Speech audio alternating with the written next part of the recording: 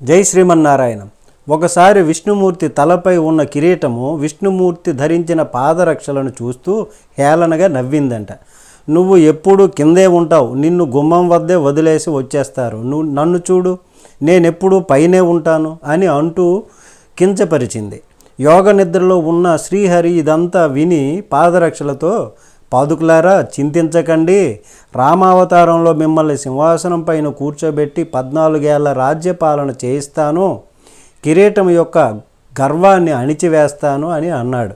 అలా రామావతారంలో స్వామి శ్రీరాముడు అరణ్యవాసంలో ఉన్నప్పుడు భరతుడు శ్రీరామ పాదుకలు తెచ్చి సింహాసనంపై ఉంచాడు.